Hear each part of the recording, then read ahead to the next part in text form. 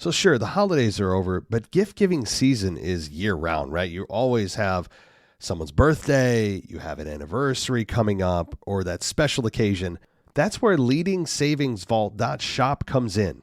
They've got everything from keychains and sunglasses, furniture, gadgets, home decor, clothing, home electronics, jewelry, anything you'd need for any occasion. And from day one, their team keeps bringing together the finest materials for stunning design to create something special for you. All their products are developed with a complete dedication to quality, durability, and functionality. And all of their products are backed with a 60-day money-back guarantee. So if you're not fully satisfied, just return it and get your money back. But don't wait. Head over to leadingsavingsvault.shop and get that product that you need for that special someone, or just treat yourself. So head on over to leadingsavingsvault.shop. This is WWE superstar Drew McIntyre, and you're listening to the WWE Podcast. The champ is the one that everybody wants, me. Becky Lynch is going to WrestleMania. Claymore! Austin 316 says I just whipped your ass. This is my iron. You're going to acknowledge me. All right, everybody, welcome to the WWE Podcast. We're going to talk about Monday Night Raw in just a few minutes here with Chrissy, who will be joining me on the second half of the show. But before we get there, and a great conversation. She's always a blast to talk with, and such great energy, and great having a woman on the show that, not just because she's a woman, but also because she knows what she's talking about and has a passion for wrestling. So again, we're going to be talking with her in just a minute. But first, I'd like to welcome our brand new patrons who have joined us over the last few days, and Adam P, Kyron M. Thank you so much again, guys. I'm saying that for a couple reasons. Sometimes I don't give out the last name because of privacy, also because I just can't pronounce it and I'll embarrass myself if I try. So it's kind of a dual purpose strategy, where I don't embarrass myself, but also it protects your privacy if I don't know how to pronounce your last name. So, or your first name in some cases. So, Kyron, I think it is. And also Adam P. Thank you both for joining us over the last couple days. I hope you enjoy your membership and consider going higher, because we have a lot of benefits to offer you as you go higher, with exclusive shows like the After Dark show, and video that I'm going to get back on that video train. I was on it for a little while, but just to get back on it and start doing some small clips. And I know I put out a post earlier this month or last month that said, how can we improve, right? And you guys, everything from bringing back nostalgic shows, talking about past wrestling events, to more video and streaming seem to be at the forefront of a lot of you guys' needs and wants. So with my time that it can allow, I will try to do that. I'm already stretched for time as it is for just audio and posting all the things we do, but hey, not that you care. You just want to get what you want, right? You don't care how much time it takes away from me or my family. I mean, am I making you feel bad yet? No? All right, well, I'll get there. I'll think of some other way to guilt you into to feeling awful for asking me to produce more content. I'll get there. But thank you, everybody for listening. And again, if you want to join the ad-free experience, patreon.com/WWE Podcast is the way to go, or on Apple Podcasts. I know a lot of you have been joining us there too. If you just want to join us on your Apple Podcast app, that's a great way too, because you get the ad-free experience and the After Dark show every single week. So that's available to you. All right, let's go to Chrissy and myself as we talk about Monday Night Raw. And I think we had a great conversation. So enjoy this one, guys. And tomorrow I'll be back with the mailbag. So I'll talk to you then. Take care. Welcome, everybody, to the Monday Night Raw review. It is Tuesday, February 27th, 2024. We are here to talk about Monday Night Raw. And when I say we, I mean myself and Chrissy. You guys remember Chrissy from the last month and a half, maybe almost 2 months now. She's been kind of popping in and out of the co-host chair and helping me do the week in review and some other things. So it's been a really a good time with her, and we're bringing her back here tonight. And Chrissy, how you doing? I'm doing good. I'm excited. This has been, this week with the Elimination Chamber, and then I thought Raw was a good episode, so I'm excited to be here. Thank you for having me. Absolutely. And I know that we haven't talked at all about the Chamber, but I do have to ask just your overall thoughts about the outcomes of what we saw Saturday night.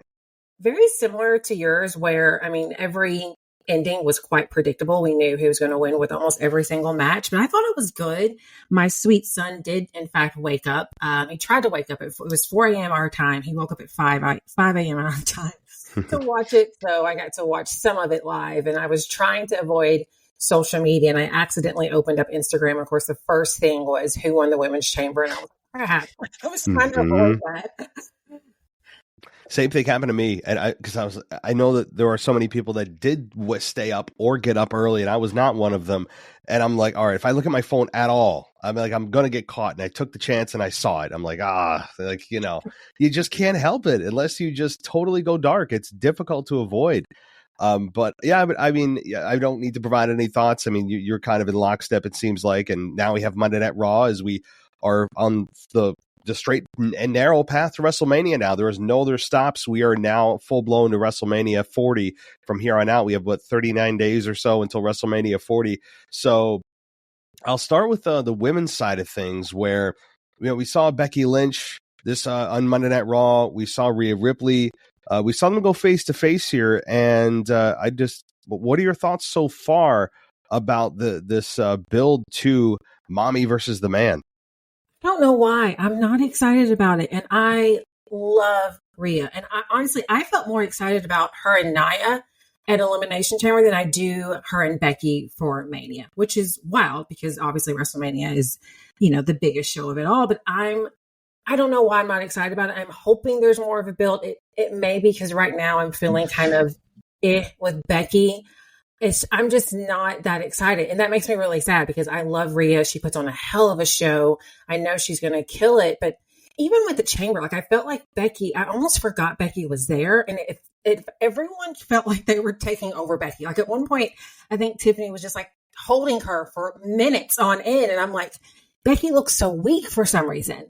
And which is wild for me to say because Becky's a phenomenal athlete. But compared to the other talent that's out there right now, I'm just not as invested into this match as I want to be. It really is nuts because when we looked at this potential matchup, and really for months, Rhea was facing, she was facing opponents like Natalya or, someone of that caliber that you look at and you're like, respect them, but there's no chance they could win. And you're like, man, when are they going to get to Becky Lynch at least, a big name? And they finally do. And we're like, I mean, it's weird. And I've tried to break this down with Anthony last night. And I think it's just because Becky Lynch's character, it's kind of frozen in time. It feels like she's relying a lot on the character from WrestleMania 35 that just doesn't have the connection that it did with the crowd at the time, where it was just all Becky, all go hung, beat Rhea or beat Ronda Rousey and Charlotte Flair, and Becky Lynch needs to win the belt, and she ended up winning, and it was just a different ride. And you fast forward 5 years, she went from babyface to heel, then that didn't really work, and now she's back to kind of the same character. I think it's just that Becky Lynch is right now, for some reason, just not an interesting character. There's not a lot to be invested in with her. At the same time, I respect the hell out of her. I know her resume. On paper, this should have me more excited than it does. However, we've got 5 weeks or so until WrestleMania, so there is time to make the fans change their minds or help this along.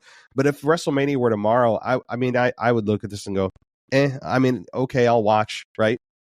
And I hate that for Rhea because, like you guys, Anthony mentioned, she is top of the company right now. And I'm wondering if, when Nia came out and attacked Becky, is that maybe their way of us trying to get behind Becky more by seeing her with the heel like Nia for a few weeks leading up to Mania? I'm not sure. And to your point about Nia Jax, who I never was a big fan of, she's starting to change my mind of, I don't know what has clicked with her or what switch Triple H has flipped or Nia herself has flipped, but it's like Nia Jax has become more of an interesting character than Becky Lynch. And it's like how, I wonder if it's Nia's confidence. Nia's she seems so much more sure of herself now than she ever has before. And even though, like, and even with her match with Rhea, like, she was doing some moves that were different. She's limited with what she can do, but she's coming across just more confident. I'm drawn to her more than I am Becky. And that to me is absolutely wild to say. Like, no, obviously I like Nia. She does the work, but when you compare her to Becky, it's like night and day. But yet I would be more excited to see another Nia Rhea match than a Nia or a Rhea Becky match. Absolutely. I mean, again, maybe we'll all be singing a different tune and eating our words after they have a really good match.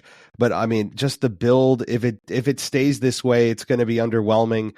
I mean, I would have loved to have seen much more of Rhea Ripley versus Bianca Belair if that was a possible thing. Yeah. But it seemed, that is something I have been waiting for a long time. And they teased it last year. We didn't get it yet. I mean, I don't know if Jade Cargill is the reason or whatever, but they're saving Bianca for something or someone else. So I was a bit disappointed that it wasn't Bianca to win the Chamber.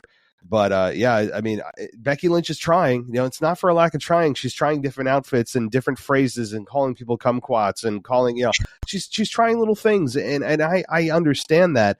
But when you listen to the crowd, the connections with Rhea, the connection is not necessarily with Becky. It's not that she's getting booed, but there's just more of that fresh energy for Rhea Ripley. Like, we're ready to push you to that next level like we did with Becky.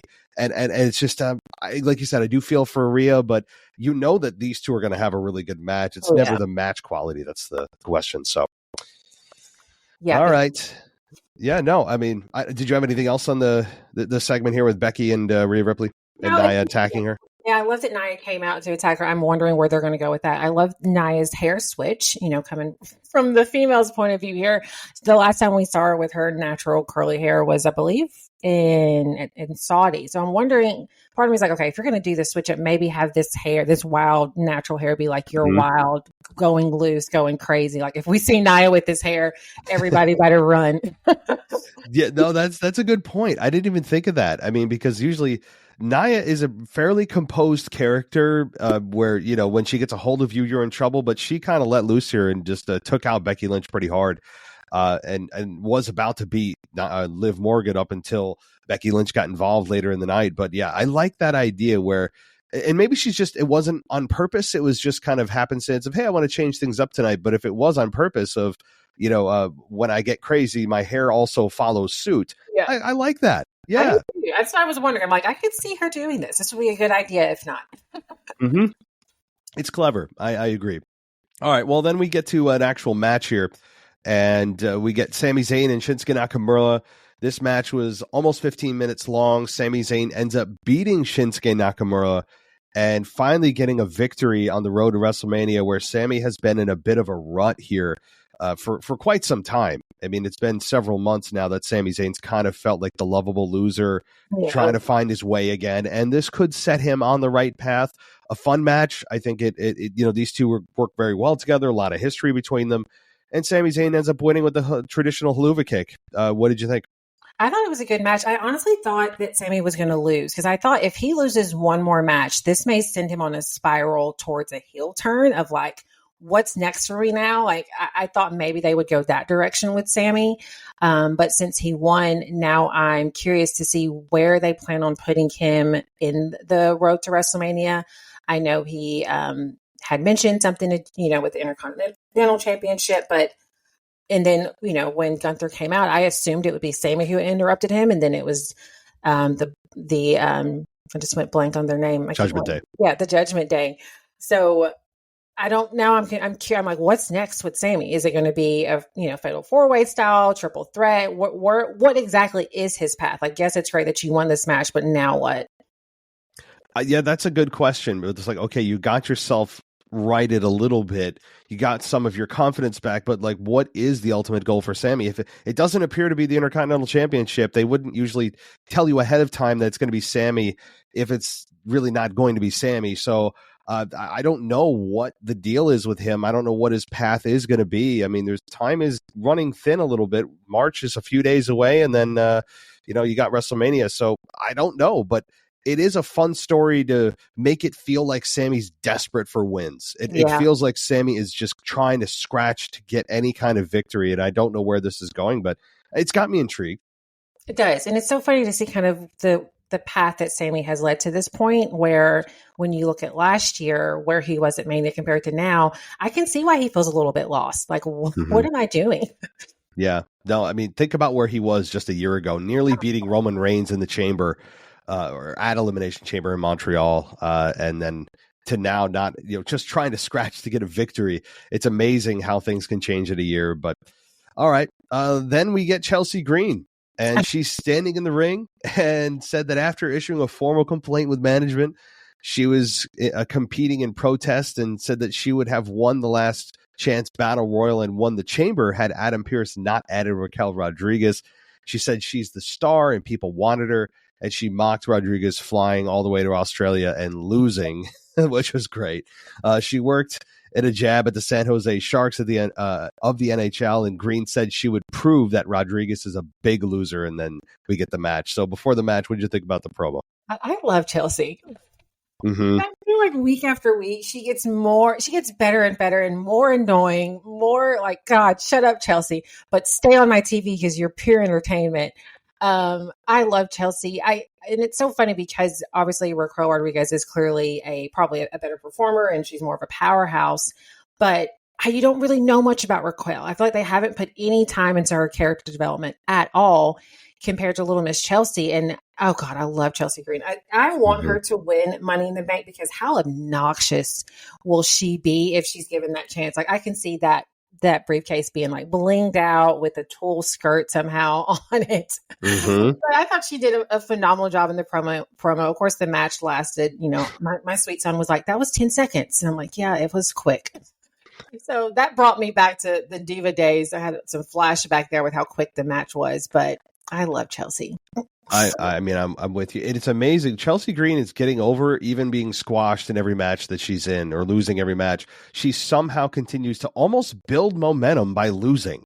It's almost impossible to do, but she has found a way with being so all in on the character and so believable and very just damn good in her execution that it's somehow okay that she continues to lose. And Raquel Rodriguez, I like Raquel from an in-ring standpoint, but her character's boring. I mean, it just is. Like she doesn't have a ton of like depth to who and what she is. We don't know a lot about her. We know no like personality.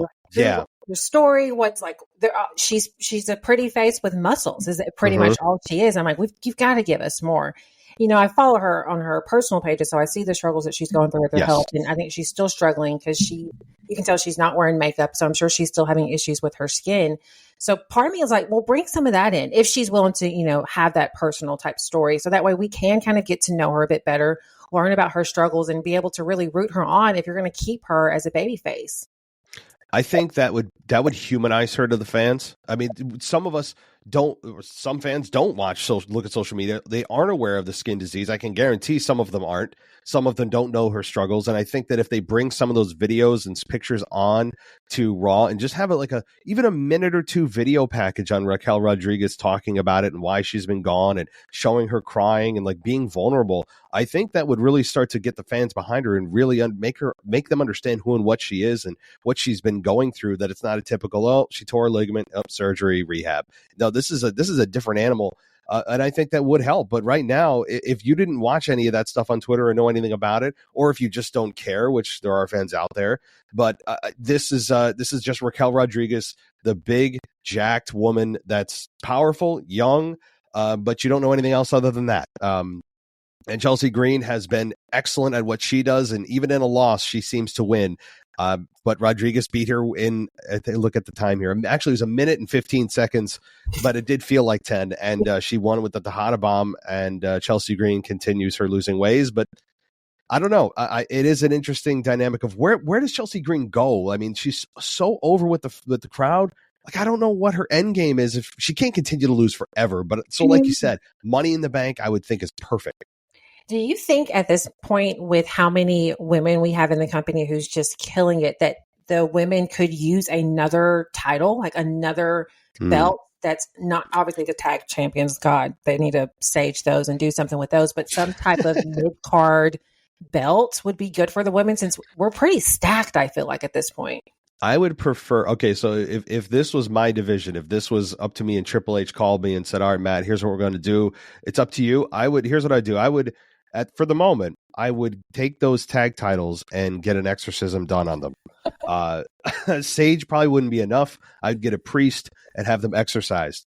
After that, I would have them go away, put them in some kind of tabernacle for like months, and then sure, if you want to introduce a new title, but I don't think doing it coexisting with the women's world championship, the WWE women's championship, the tag titles, and then having another title involved.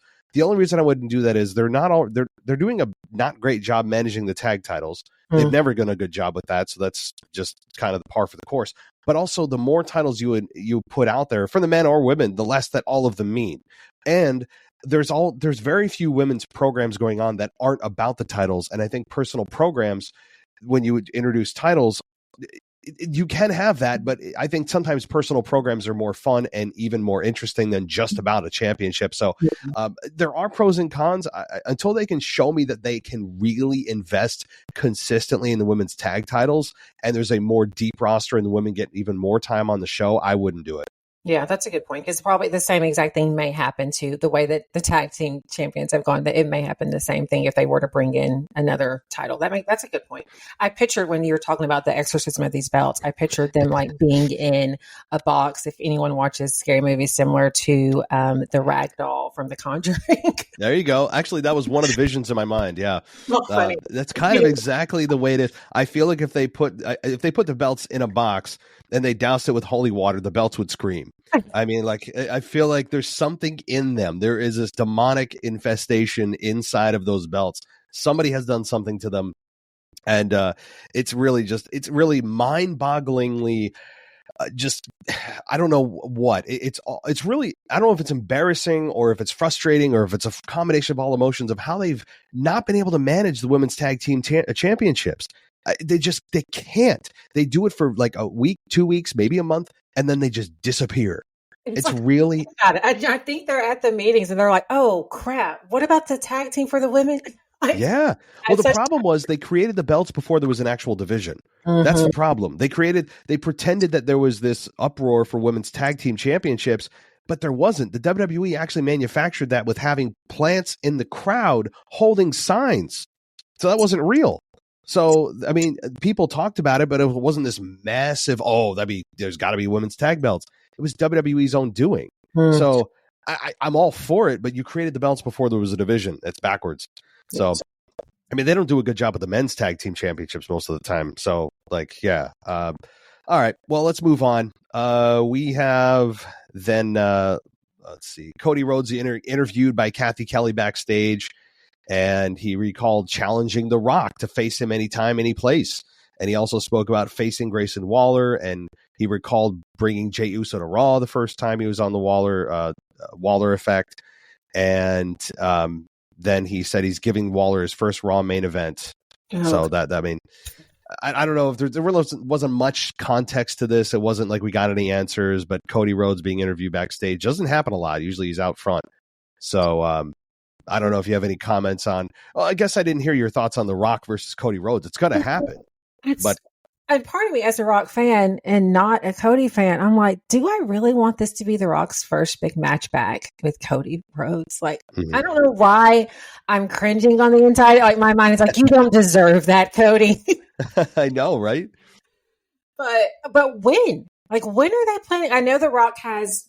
He posted that he's coming to 2 more SmackDowns, and I get so tickled by that. I'm like, The Rock is working 3 more than Roman at this point. Like, what the crap? But so is it going to happen on a SmackDown? And then part of me is like, is this really going to happen on a SmackDown and not a PLE? I don't know. I feel weird about it. I'm very torn on this. Now, it's actually 3. The next 3 SmackDowns he's going to be on, 3 in a row. So that may be the most we see The Rock in a short period of time. I mean, since he was actually full-time, I mean, back in the day. So this is going to be a treat. Now, you're right. I don't know when they do it. I don't think The Rock's first match back is just on a free live SmackDown. They could do it, but the problem with putting it at WrestleMania, say it's on night 1 and Roman and Cody is night 2. The problem with that is then you're clogging up the main event for 2 nights for the same program. And I don't know if that's really fair to the world title or especially the women's division. Like, that's the problem is, and then you're having Cody also do double duty. So there's a lot of issues with it, but I could see them just saying, screw it. It's Cody and Rock night one is the main event. Who knows? I'd be excited for that. I did bite the bullet and loosen the purse strings, and we are going to Mania. I'll have to fast forward during this section of the podcast because it'll be a surprise to my son. So obviously I bought the tickets in my mindset thinking it was going to be Rock Roman. So needless to say, a few days later when that did not happen, I was very disappointed. Either way, I will be able to see The Rock and be at Mania. That'll be a once in a lifetime opportunity, but I don't know where this is going to happen. I feel about it because I'm like, let's just give Cody even more attention that he does not need. Like, I'm just over it. And I'm trying to be positive. And it's funny, my 3-year-old, he's not really into it. If it's on, he'll watch it, but he recognizes Cody. He'll be like, that's Cody. And I'm like, where did I go wrong? Where have I failed? Like, where have I failed as a mother? Yeah. No, I'm kind of in the same boat with my son. He's 5, almost 6, and I'm starting to introduce him to wrestling. He actually told me he wants to go to a show, and I'm like, I don't know if he'll make it with if he'll fall asleep at 8:00. So I don't know if he'll make it through the show. But also, like, I don't want to introduce him to Cody Rhodes, and then all of a sudden he becomes a Cody fan. Like, then what do I do? Put him up for adoption? I mean, the options are limited. I don't know what to do. Move out. So I don't want to have to do these things. So it's a risk. Yeah. I'll send you the video because he does the whole whoa part, and I'm like, oh God, I have failed you. Oh no. Well, it's going to be interesting then if you have The Rock face Cody Rhodes. If he kind of is starting to become a Cody fan, but then loves The Rock, that's going to be interesting. It's going to be very interesting. Like you said, adoption papers. I'll have to have those prepared before we go to Mania. Yeah, I'm with you. I'm gonna have to look into that. I think New York State's pretty restrictive, but I'll have to. I'll find a way. All right. So let's continue here. We've got Imperium coming out, and they Gunther boasting about retaining the Intercontinental Championship by beating Jey Uso last week, and he felt like his title almost slipped away from him the last time he defended it. He said he got lucky. He said nobody's perfect, but he's very, very close. I love that. That was great. And then he brought up his WrestleMania match, and he started to really talk about how the fans online mostly are talking about his potential opponents. He brought out Sami Zayn. He brought up Chad Gable. He brought up The Miz, and even R-Truth. R-Truth got the biggest pop, notably, by the way, in that. And I'm like, ooh, they may have something there. Like, what do you think about Sami, Chad, Miz, and R-Truth? If it is one of these men, which one would you choose? I mean, obviously R-Truth, just for the fact that, can you imagine that crowd, how they would absolutely lose their mind if R-Truth somehow won this. And I feel like if it was like where, Gunther didn't have to get pinned and R-Truth pinned Chad or something, where it wouldn't make Gunther look bad essentially. But that pop, if R-Truth were to win, oh my gosh, I would be crying. I would be so excited for him. Right? I know. He has that connection with the fans that is so rare. And I think we have limited time with him because he's 50? Yes. And that, but the man looks like he's still in his 30s. So he props to that. But realistically, he's getting older. So we don't have very much longer to treasure and adore and love R-Truth in the ring. So please give us this. I don't think it would be the worst thing in the world. I mean, R-Truth is deserving of a title victory. Now, I still think it's probably going to be as a tag team champion briefly with The Miz taking down Finn Balor and Damian Priest at Mania, unless we get a potential Damian Priest and Gunther matchup, which heel isn't going to work. It's not going to just be Damian Priest straight up against Gunther. I don't think, even though they interrupted Gunther here, that would make a whole lot of sense. What did you think about that part of it where the Judgment Day interrupted Imperium? So 2 heel groups. It was so funny. That was my son's exact thoughts. He was like, how are we just going to boo both of them? And I'm like, that's a good point, son. Yeah, maybe. It's so funny because I always forget that Damian has the Money in the Bank briefcase. And I forget that it doesn't have to be, the big championships. When Gunther mentioned, like, I see you're not going to cash in on me. What do you want? And I was like, oh yeah, he could cash in on that one if he wanted to. I don't see that happening, but I feel like if it's between the two of them, I think maybe Priest is probably more hated than Gunther is. So maybe people would cheer for Gunther. I'm really not sure how that would go. I think it would be a good physical match. They're both phenomenal in the ring, so that would be fun to watch for sure. Yeah, it would be. I mean, given the chance, or given the opportunity, I think fans would side with Gunther over Damian Priest if they had to choose, if that was actually a thing. I mean, because Gunther is respected, right? Like Damian Priest is getting there, but the people understand who and what Gunther is. He's damn good in the ring. He is a believable presence. He is a professional wrestler through and through. Damian Priest only recently over the last year has really come into his own. So I think if they had to be forced to do it, but there's definitely a bigger babyface here that I don't know who that is. Maybe I was going to say Braun Breaker, but didn't he just sign on SmackDown? So that's probably out. Yeah, he did. So I mean, I don't know who this person is.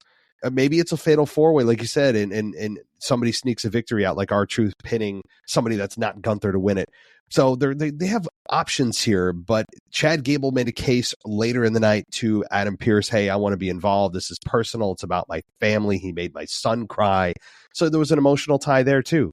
So I don't know how. It's so fun in the ring. Like he is really good in the ring. His character with how goofy he is. Sometimes I hate that for him because I feel like that diminishes how good he is in the ring. So it was nice to see him like in a suit having a serious conversation about what his career needs to look like. So that'll be fun to see kind of if they keep that up with him and his character. So that way, I feel like he'll be taken more seriously if he were to challenge Gunther for another match. Yeah, I'm with you. All right, well, let's continue on here. We've got Kofi Kingston and Xavier Woods taking on Imperium's Ludwig Kaiser and Giovanni Vinci in a street fight. This lasted, let me see the time here, about, 18 minutes, so pretty long here. And it ended clean with Ludwig Kaiser and Giovanni Vinci beating Kofi and Xavier. What did you think? This felt like my childhood. I was like, this feels like the Attitude Era. The fact that the stands are on their feet the entire time, how this was gruesome. I think at one point they kind of pulled a Devon get the tables moment. So that kind of brought me back to my childhood. I loved seeing the New Day like this. And I feel like their characters, because they had been this goofy, come out with the pancakes and the trumpet or whatever musical instrument that is for years now. And it's like, they've got to do something different because they are very I do believe they will be future Hall of Famers because of how much they did for the tag team division. But at some point it's like, y'all have got to switch things up. So I love that they came out in blue jeans and obviously got that babyface pop rocking the San Jose jerseys, which reminded me of KO and Sami Zayn. What match was that?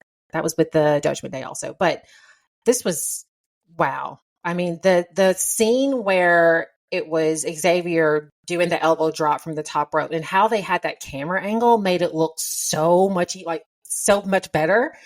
This was a really, really fun match to watch. And it felt as if the four of them were like, we've got to put on a hell of a show. We've got to make a really good impression so we can get our careers moving forward in a different path or in a better direction, or to put us in the conversation of a title run for the tag team. So you can tell that they really gave it all that they had. It's really awesome to see the New Day not just be the New Day. Like you forget how good they can wrestle. You forget how good they are in the ring, and that they can deliver it on a very physical street fight level. This is a different type of New Day. Now, I'm not suggesting they're turning heel or that they're going to stop with any of the jokes, but their recent transformation into taking things actually semi-seriously is a nice breath of fresh air, because while I have not been a fan of their joking, bootios, everything's a joke, everything is pancakes. Kofi Kingston loses the WWE title in 10 seconds, and the next week he's out there hopping, skipping with a unicorn horn on.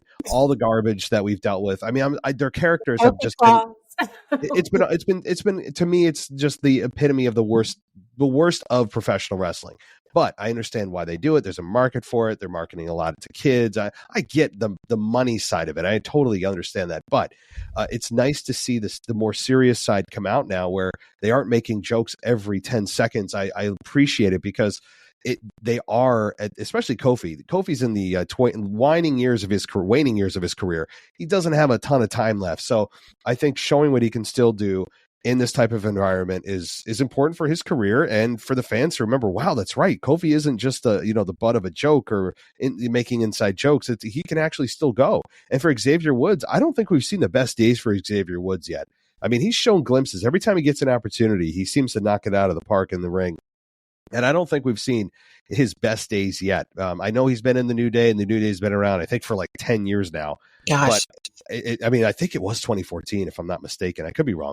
I'll have to look, but it might be. And so for Xavier Woods, I think moving forward, whenever they finally quietly disband, he can't be in a group forever. I think Xavier Woods as a solo act is something I'd like to explore.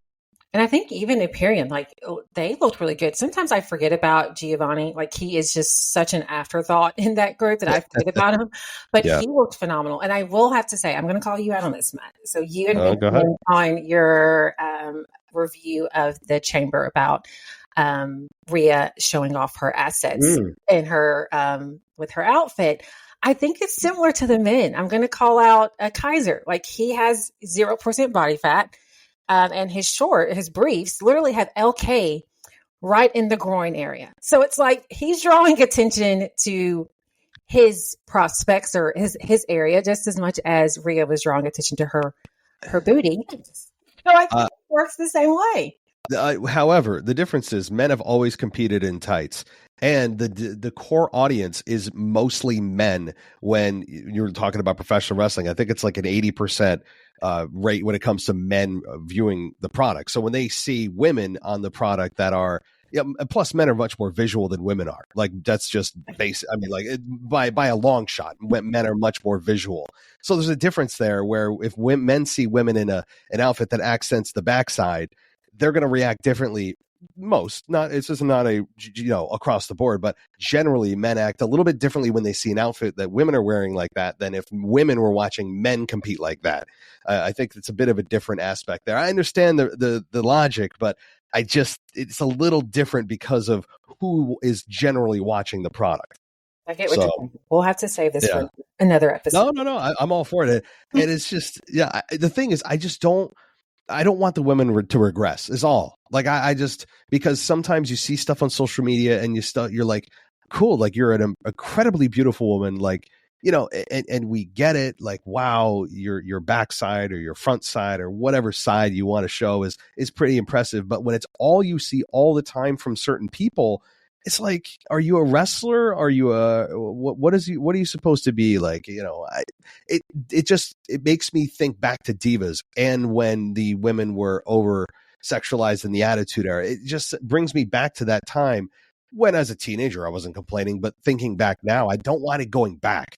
Like, because they've made too much progress forward, that kind of stuff, when it's overdone, it just gives me bad vibes. And I mean, it is what it is. I know some people don't agree. That's how I feel. I want it to be about wrestling for both genders. That's all. Got it. So, anyway. All right. Was that? No, I know. I set some people off on Twitter. It's been a mess. It's been fun.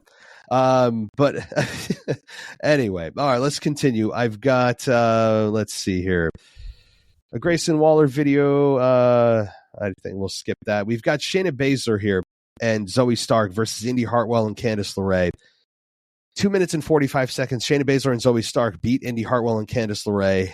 And I don't know what to say other than just kind of status quo here for the women's tag team division that gets an under 3 minute match. What are your thoughts? Honestly, I kind of forgot about it till you mentioned it. Shayna Baszler, she is hard to listen to when she does promos. Like, she almost makes me want to fast forward. And I don't know what it is. Something about the way that she gives a promo. I'm like, oh gosh, let me fast forward her real quick. Because she's a hell of an athlete, but her promos, she makes me, it's uncomfortable to watch for some reason. She's had some decent promos in the past. I mean, I particularly liked the build that she had to WrestleMania 36, unfortunately in front of nobody, with Becky Lynch, during the pandemic era. I mean, that was a really fun Shayna Baszler. But yeah, when she's not really known for her captivate the audience with a plus promo type of vibe. I just don't think she has that organic kind of a talent to her, but she's still a hell of a hand in the ring. I mean, she looks and feels different also because she isn't just beauty queen that a lot of the women are. She's just this hard-nosed badass woman that, like, you know, is a legit, it was a legitimate MMA fighter, and she brings that to the table. So I think that helps her, but I would agree. Yeah, but nobody ever comes out of Raw thinking, oh my God, that Shayna Baszler promo, you know, like, it's just, it is what it is. But anyway, the crowd was super flat for this, but why would they be crazy about this? 2 minutes, and they're, you know, yeah, it's 2 minutes. We hardly really know Indy Hartwell. I know that they had, and Candace, I know they had their match at the opener for Elimination Chamber, but we really don't know much about him. So I would have been the same way. Yeah. I clearly forgot about it, and I watched it on TV. It's just like I've said before, I might have said this with you. It's like a box that they've checked and said, see, no, we have women's tag team wrestling on the show. See, but it's like, yeah, sure. You do technically, but it's as bare minimum as it gets. And it doesn't really help anyone do anything. Like, what's the end game here for these teams, you know? Yeah. So it's a box that they're checking, and that's kind of it. That's what it feels like. All right, well, let's go to R-Truth here, who was shown backstage in the Judgment Day clubhouse, but The Miz, Johnny Gargano, and Tommaso Ciampa were inside the room, and he wondered what they were doing there. And Truth said Judgment Day was gone for the night, and he was thinking about the good old days. Ciampa said he had a plan, and then asked R-Truth, are you ready? Truth took his small television out of the clubhouse. He still thinks that he's dealing with Degeneration X. I love it. He's like, Heartbreak Kid, Shawn Michaels, they're just like, okay. Yeah. It's great. He's lost touch with reality, but it's so endearing. I love it. I love it too. This was fun. I'm always like, I want more Truth on my screen, please. I want Tom and Nick Mysterio. That I need Tom and Nick. I mean, he's a comedic genius. But the thing is also with R-Truth, he's not the butt of a joke. He's not like, you don't laugh at him. You know what I mean? Like, he's not like, oh, this clown. You look at him and you're like, he's so easy to like that you wish that they would do more with him. But, you know, I don't know. So you're not laughing at him in a way that, you know, you'd laugh at somebody that you don't respect. But anyway. All right. So we got in the third hour here, starting off, we had McIntyre come out and thanked everyone for putting their hands together and praying harder than they ever had in their lives. He said it's because of them that he's facing Seth Rollins for the World Championship at WrestleMania. He talked about being jet lagged and having his eardrum burst during the match, which I don't know if that's true or not, but he said that the doctor told him he might not make it to WrestleMania. He said he looked at the doctor and he replied, "Who do you think I am, CM Punk?" And he said, nothing's going to stop me from missing WrestleMania. And then he sat cross-legged in the middle of the ring. What did you think? I love this version of Drew. And I, unfortunately, I missed a lot of his, where he was carrying the company on his back during the pandemic era, because that was hard for me to watch. I'm going to be 100% transparent to you. I would go weeks without watching wrestling during that time when there wasn't a crowd. It was just hard to watch. So I didn't really get to know Drew that well, but God, he is so good. He's almost so, I know he's a heel, but you don't even he's spitting facts. You don't even want to hate him, because it's yeah, you got a point there. Mm-hmm. I feel like when Punk comes back, this is going to be a really good program when Punk comes back, just from week after week, Drew pulling insult after insult, mocking him by sitting cross-legged in the middle of the ring. Oh, this is going to be so good. I will cheer for Drew when Punk comes back, just because the fact how Drew, what he's been delivering every week. Oh, I love it. That's a good point. You know, I mean, when CM Punk returns, I think most fans will return or will be behind Punk. But if Drew continues on this path of being one of the most interesting heels that I've seen in years, I may be with you. I may be in your boat here as we approach that time, which it seems like it'll be late spring, early summer, in which Punk will be back and eventually facing Drew. And at that point, he could be world champion, and maybe Punk's going to come for his world championship at that point. But this is such a fun version of Drew. But like you said, that's what makes it so interesting, is he thinks he's the hero in his own story, but also he's not really lying about anything. No, what is he lying about? A point, Drew.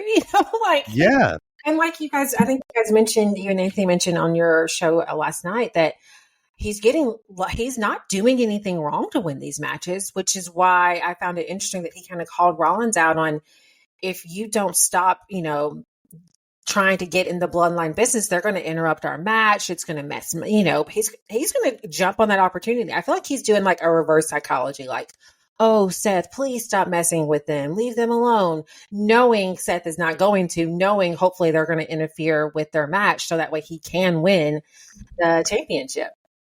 That's a good point. I mean, Drew is playing a very kind of cerebral, no pun intended, game, right? He is playing a very interesting mind game with his opponents, the way he says things, even coming up to Jey Uso later in the show and saying that, I've thought about it and, you really deserve this. I mean, just the things and the way he delivers them, it's just it's so dark, but it's brilliantly done where he hasn't changed who he is really. It's just a tweak here and there. And all of a sudden he's one of the hottest heels in the company and he's selling merch and he's got a world title opportunity at WrestleMania. I mean, it's unbelievable of what's happened to Drew McIntyre. So I'm all for this, and having Seth come out there and, they seem pretty cordial, but the case to be made for the bloodline interfering is pretty strong.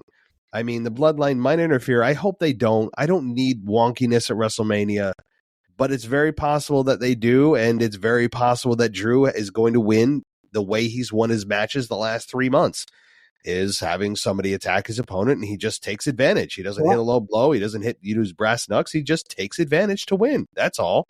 So and I'm excited for this match at Mania. I feel like, and I really like Seth. I love Seth, but I am deep down, I am rooting for Drew to win this. Yes.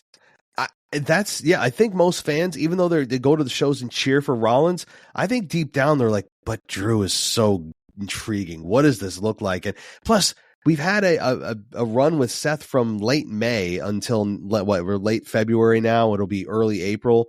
So nearly a full year of Seth Rollins at that point as champion. That's a respectable run. I mean, any way you sliced it, it's a respectable run. So the fans can't say, well, he didn't have enough time. Nearly a year run is I think, a very solid run by today's standards. So. Yeah. All right. Well, let's continue. And we got, after this, Nia Jax and Liv Morgan. And this lasted 8 minutes with Liv Morgan losing to Nia Jax, but that's because Becky Lynch attacked Jax to get the DQ finish. And Lynch was slamming Jax's head on the broadcast table, got her inside the ring, and Lynch hit Jax from behind and sent her through the ropes to the floor.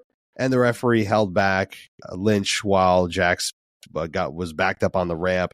And Liv Morgan, I think, did a nice job of this match. I'm not a massive Liv fan by any stretch, but I think she showed something here in a match with Nia Jax, and she showed a little bit of toughness, a little variety of maneuvers, but also more importantly, her getting angry at Becky Lynch after the match backstage showed a different kind of edge to her character that I think's been missing.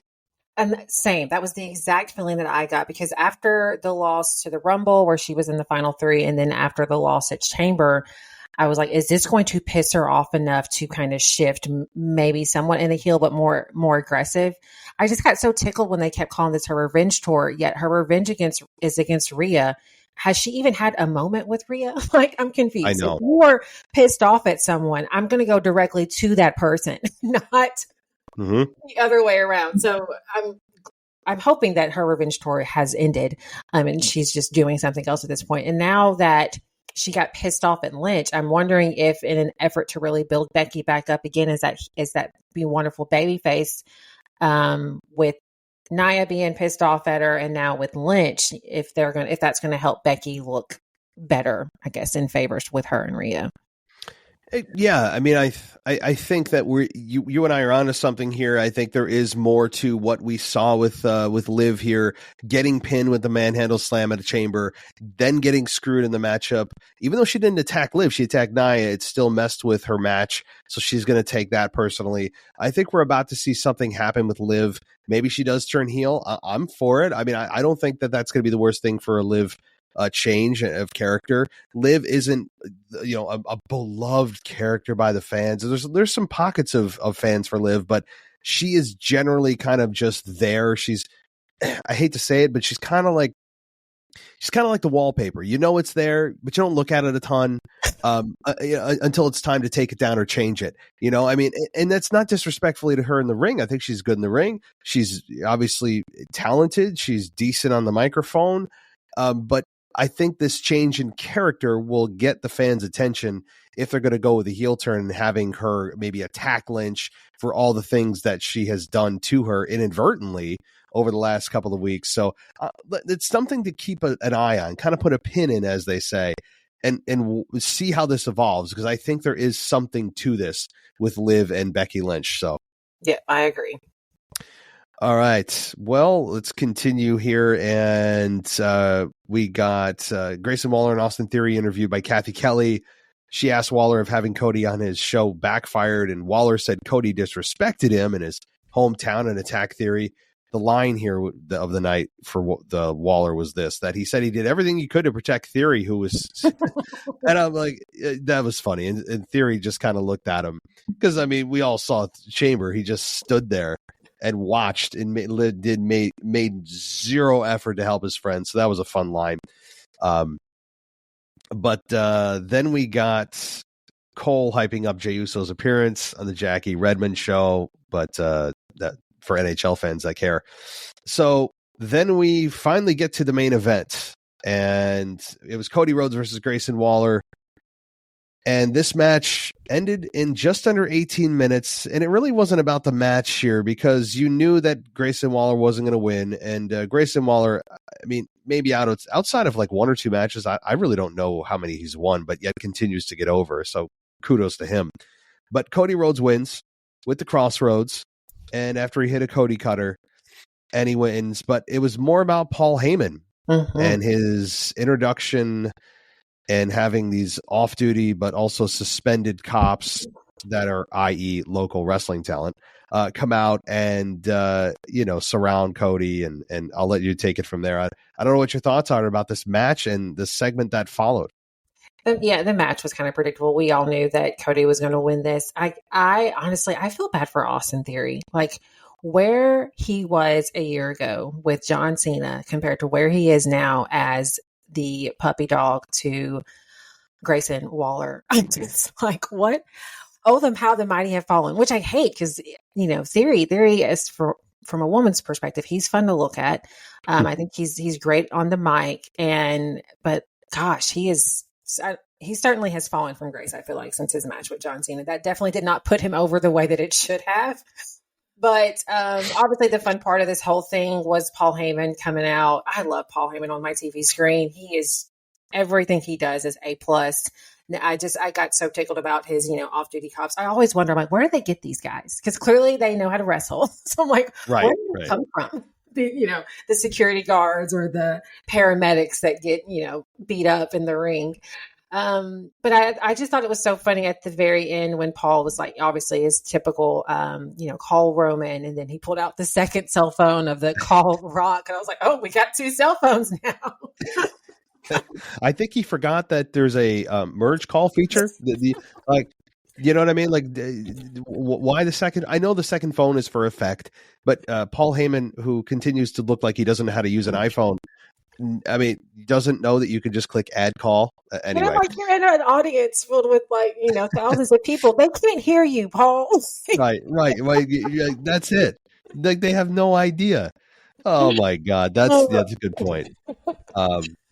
But I'm with you. I mean, you knew that those three local talent, I mean, they're not going to the PD. They're not going to the local police department and saying, all right, we need like three guys that are willing to learn how to take pro wrestling bumps in a few hours, right? Come on down to the arena. We'll show you how to take some. No, I mean, of course, they're local wrestling talent. And, you can always kind of tell because you look at him and you're like, that doesn't look like a cop. Like, you can just tell, you're like, no. Like, that's definitely like one of the talent, local talent, and that's fine. But Cody dispatched them, hit them with chair shots.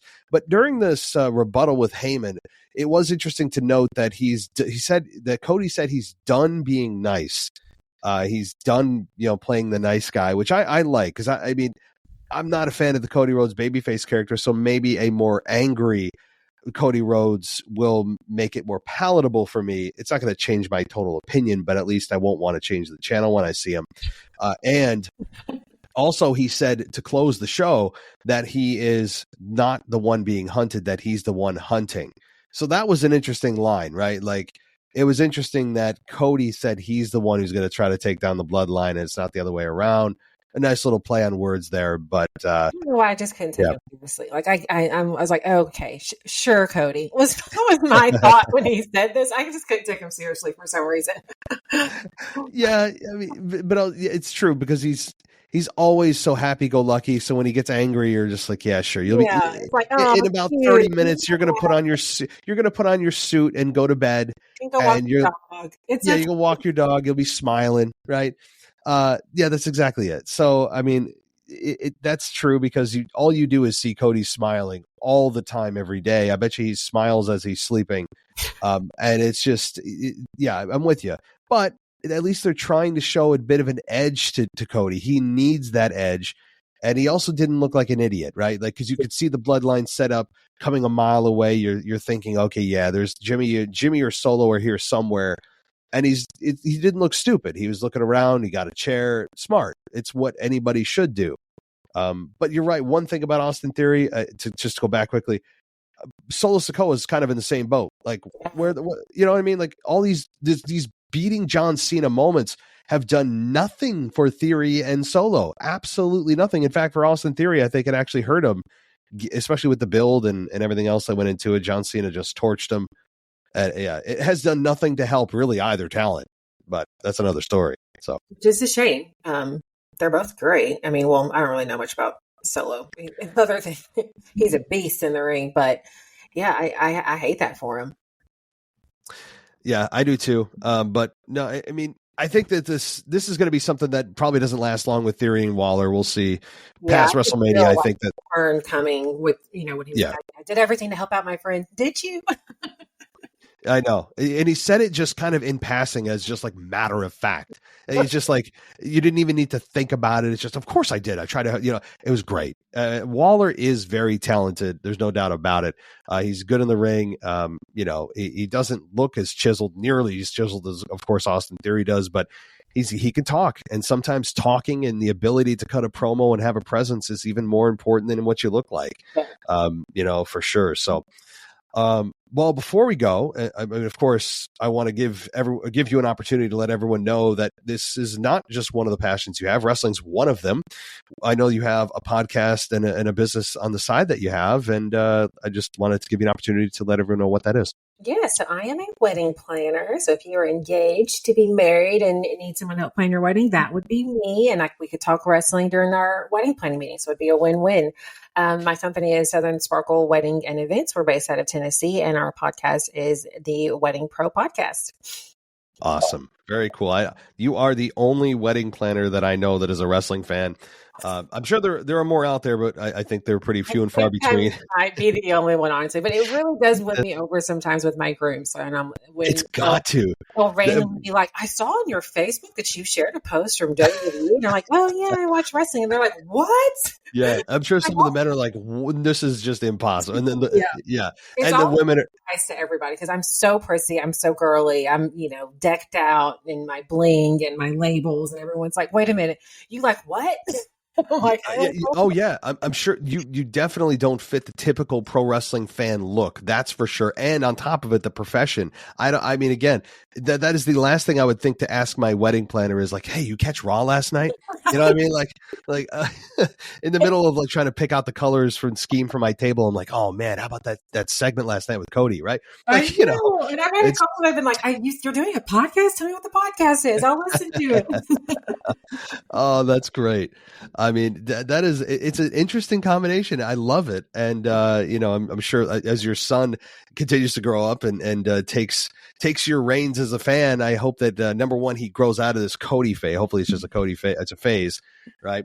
But also he's got a lot of fun segments coming up. The Rock the next 3 weeks, The Rock at WrestleMania, maybe even The Rock beyond that, because it looks like The Rock said he's in it for the long game. So your son is probably going to have just as much fun as you are over the next And it's just so fun, like leading up to this, because during like as we go to the road to WrestleMania, I always watch some of the past WrestleManias. Like that's what we do on Sunday. So we watched WrestleMania 18, I believe, this week. Ooh. Whichever was the one with Stone Cold and The Rock. That not the final one, but the one before that, which was, oh my gosh, I just forgot how good it was. Oh, 17. So that was 17 in Houston.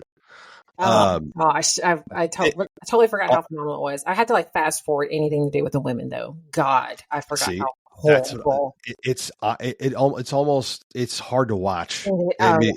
Yeah. It makes you so happy of where we are now. Yeah, completely. I am so grateful for Rhea and the rest of my queens. Right, and like you look at this and you're like, how did we tolerate this? This was like just okay. And women with like not at WrestleMania, but you'd have gravy bowl fights, bra and panties matches. Like it's like WrestleMania where it was like there was a bed and it was like a pillow fight. I'm like, really? Yep. Ugh. It was just I'm telling you, that's what I don't. That's the last thing I want. It's not that I don't enjoy looking at a beautiful woman. I'm a married man, but I'm not blind, right? So like, I don't hate that, but that's not why I watch wrestling. There's a million other forums you can go and do that, and that's not what I came here for. So, I appreciate the athleticism. So WrestleMania 17. I mean, you watched one of the best ones, one of the most beloved WrestleManias of all time, with The Rock and Austin turning heel and joining Vince. That ended up being a big disaster in a big way for Austin.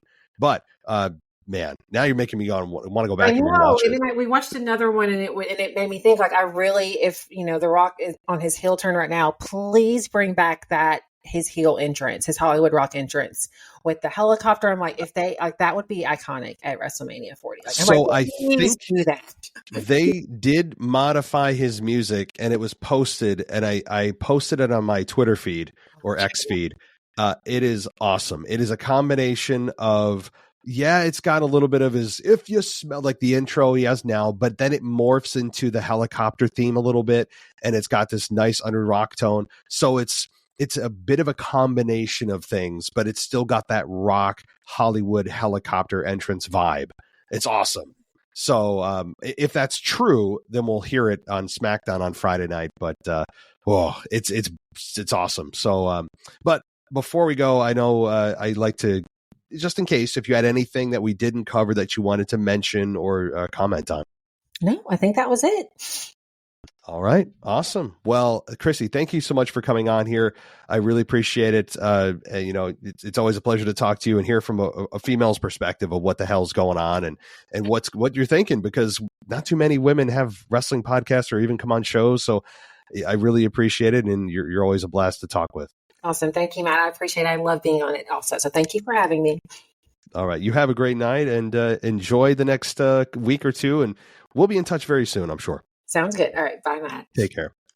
So sure, the holidays are over, but gift-giving season is year-round, right? You always have someone's birthday, you have an anniversary coming up, or that special occasion. That's where leadingsavingsvault.shop comes in.